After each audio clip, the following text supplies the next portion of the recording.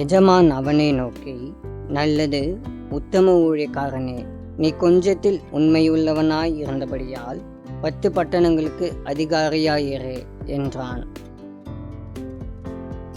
உங்களுக்காகவும் குடும்பத்தினருக்காகவும் முனைப்புடன் செயல்படுகின்றீர்கள், அது நல்லதுதான்.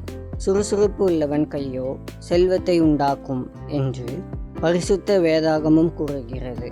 அதே வேளையில் தேவராஜ்யத்தை கட்டி எழுப்புவதிலும் முழு ஈடுபாடுடன் செயல்படுகின்றீர்களா? அதற்காகவும் தேவன் உங்களை நம்புகின்றார், அழைத்தும் இருக்கின்றார் என்பதை கவனத்தில் கொள்ளுங்கள். அன்பின் தேவனே, என்றென்றைக்கும் ஸ்தோத்திரிக்கப்பட்டவரே, உம்மை ஆராதிக்கின்றோம். என் வாழ்வில் நீர் செய்த எண்ணில்லா நன்மைகளுக்காக ஸ்தோத்திரம். இந்த உலகத்தின் காரியங்களுக்காக மட்டும் நான் கவலைப்படுவதையும் செயல்படுவதையும் எனக்கு மன்னியும்.